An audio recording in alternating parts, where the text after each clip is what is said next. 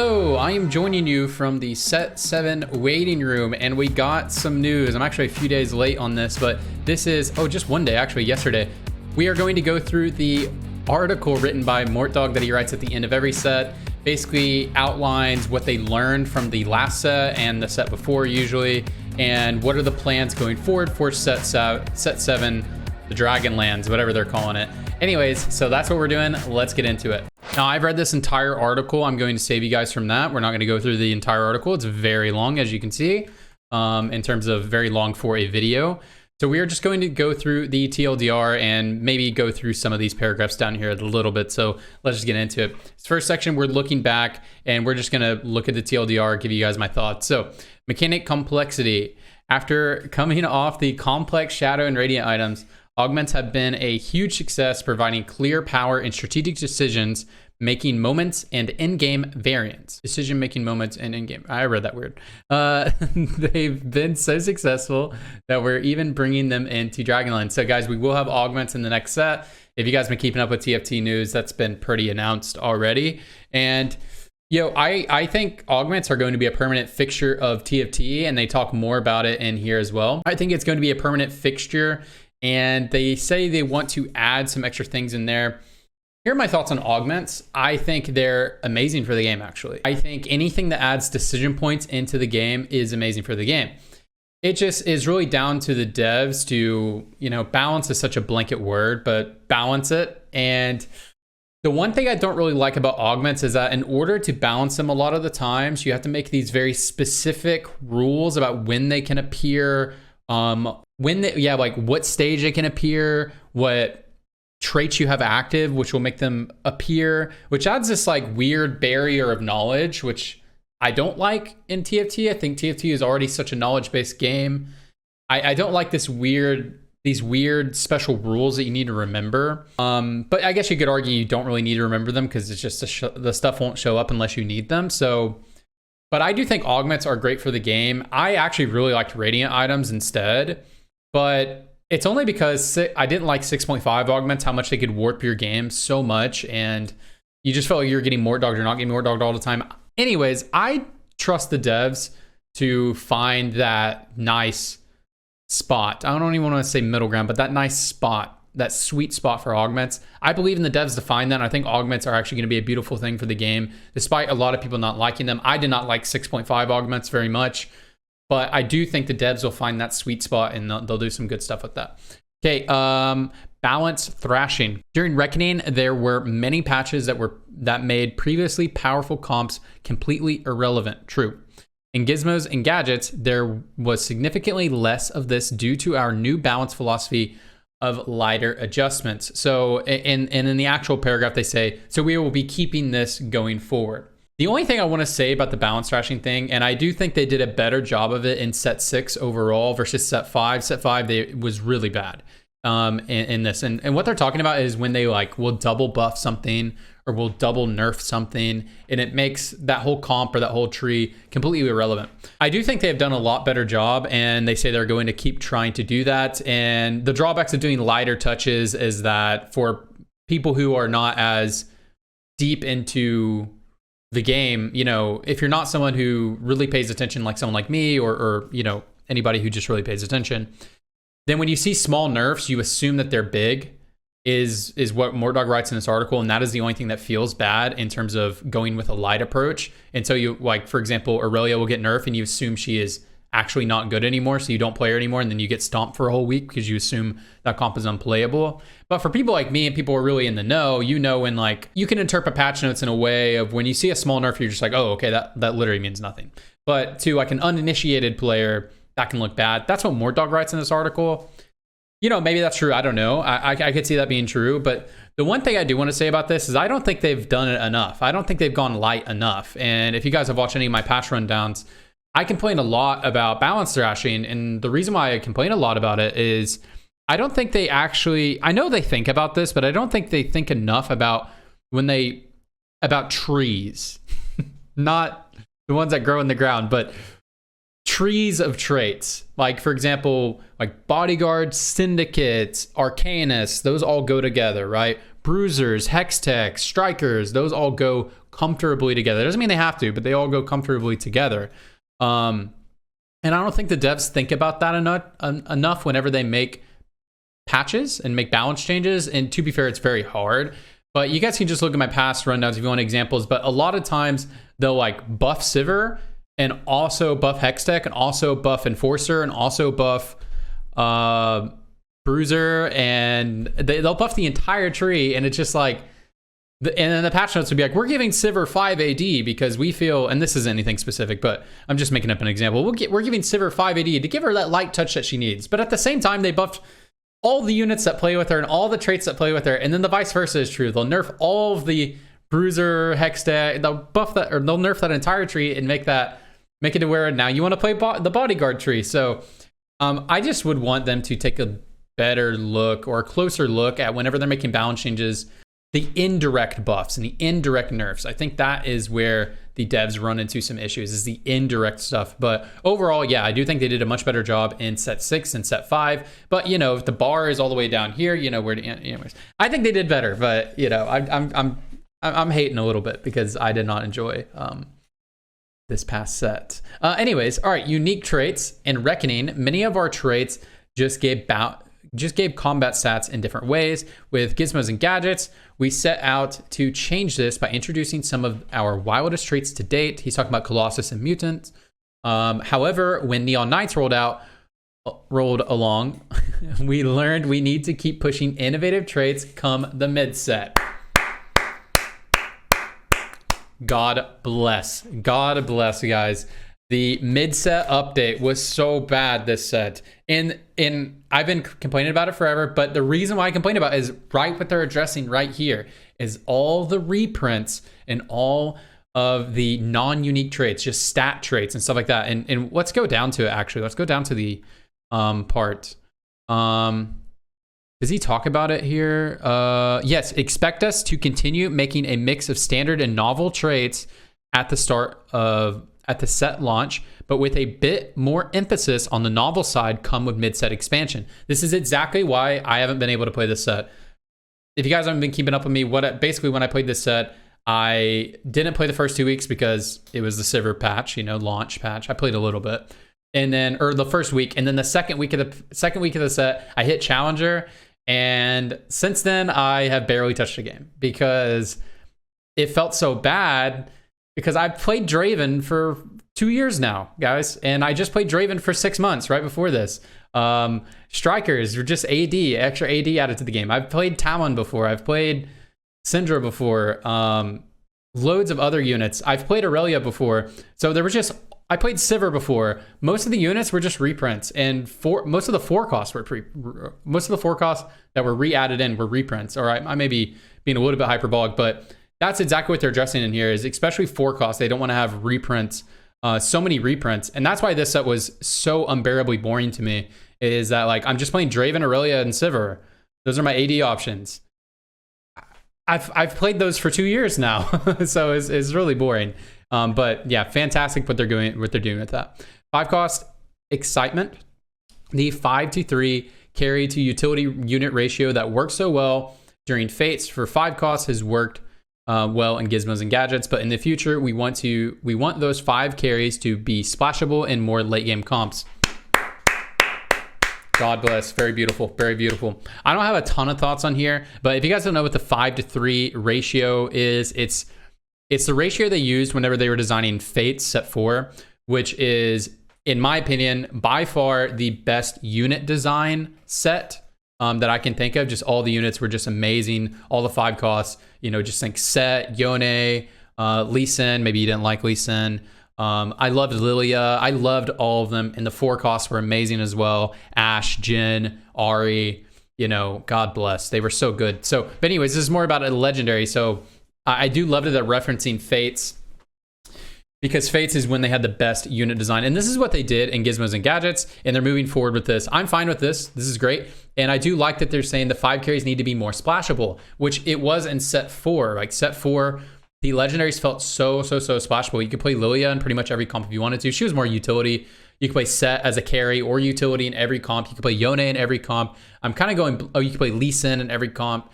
I love doing that. I love just playing random ass legendary comps. Like if I get really far ahead, I like to be able to just make a fun legendary comp. Or I like when it's hype whenever you're rolling down and you hit a legendary and you're just like, oh my God, this is exactly what I needed. You know, which happened a lot in set 4 when you're rolling, you know, you're just like, all right, if I get a set, if I get a Yone or get a Lee Sin, I'm just going to take it and I'm going to build my front line around it.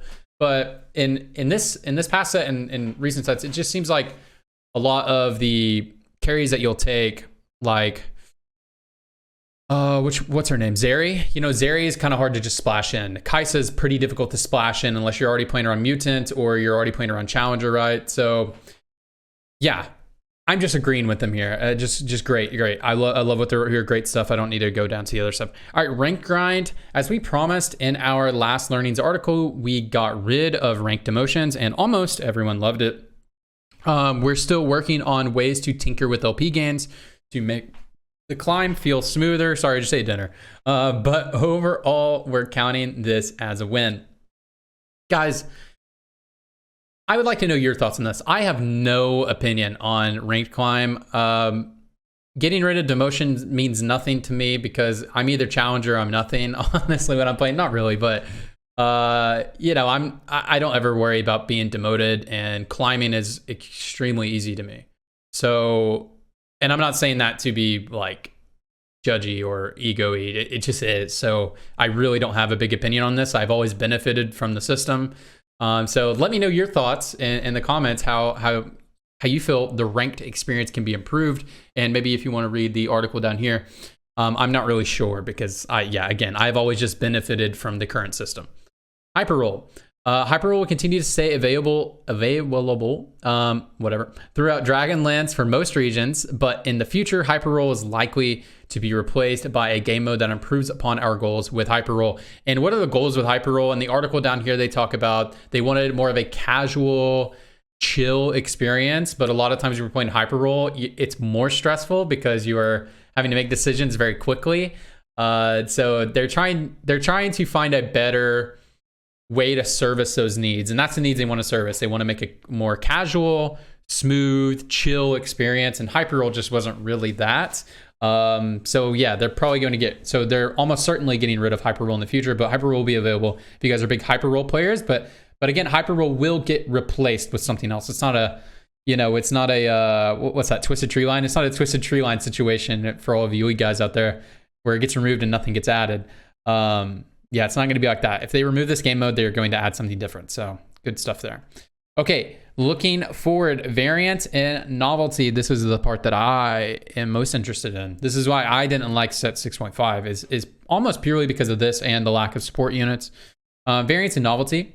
Augments did a lot for Gizmos and Gadgets by adding more possibilities and combinations to the game, but reprinted units and traits did the opposite.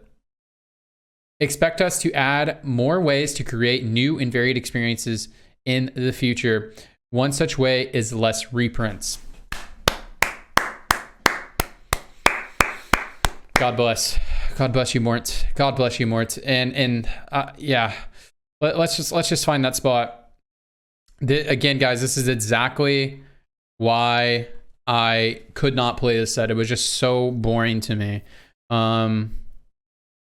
The more unique experiences from a development perspective, this has now become our top priority. God bless. Very cool. So moving forward, expect us to cut down on the number of reprinted traits and 3 and 4 cost champions, especially if they were in recent sets. Yeah, I have no problem with 1 and 2 costs mostly being reprints. I mean, to me, the heart of every set is the 4 costs. And I have been so bored this set that I've become a reroll player. When I do play, I've become a reroll player because I don't want to play Draven. I don't want to play Sivir. I don't want to play Aurelia. I don't want to play Jhin. I've played all those people forever, and they're exactly how they've always been.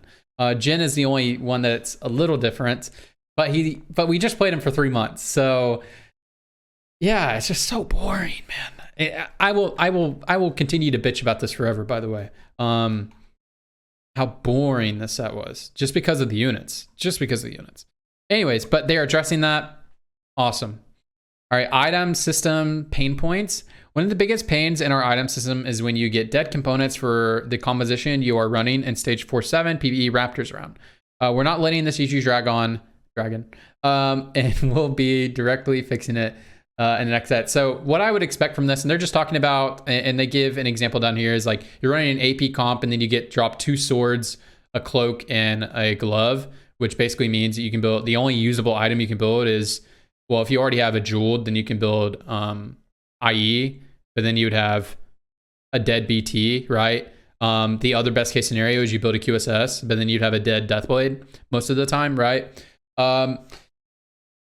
Honestly, this doesn't really bother me that much, if I'm being real, but anything to better fix this in the future is probably good for the game. But reality, their fix is probably going to be something like, if you're running this amount of this trait, then you can't be offered this item on your stage 4 PvE rounds. Like, for example, if you're running an AP comp, then you will not be offered 2 swords or something like that.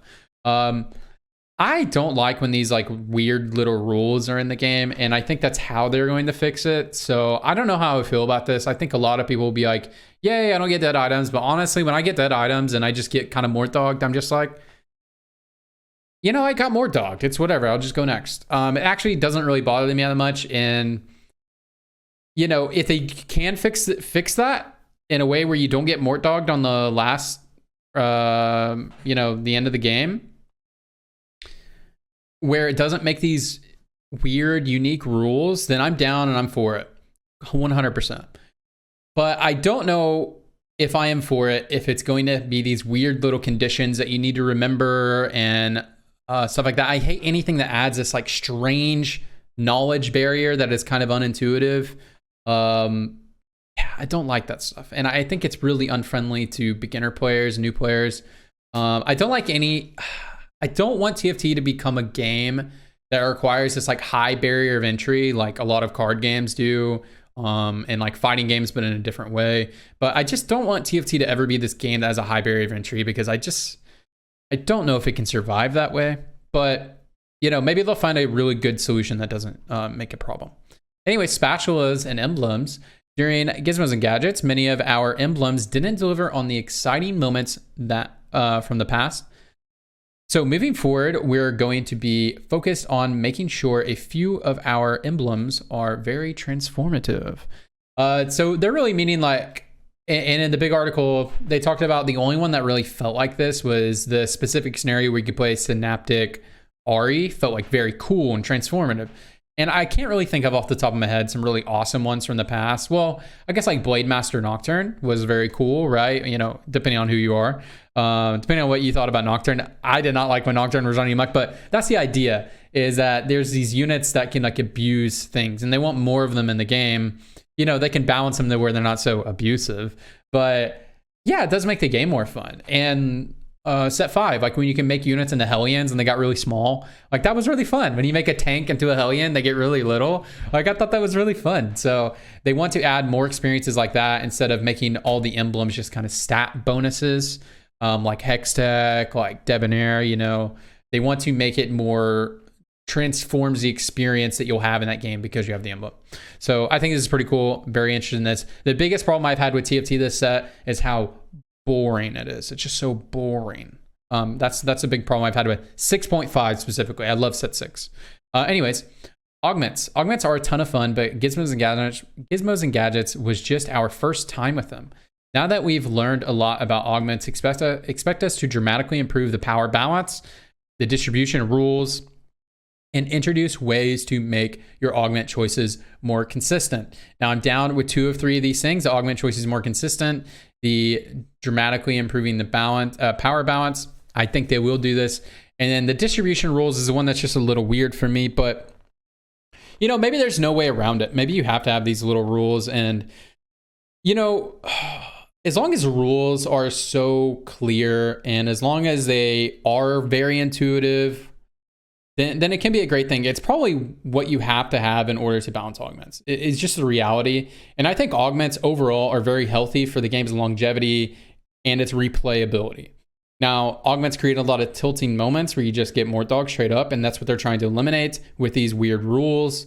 And these weird rules create their own problems, right? But overall, for TFT, I think augments I think the downside of augments is just dramatically outweighed by the replayability and the freshness that augments can add to the game.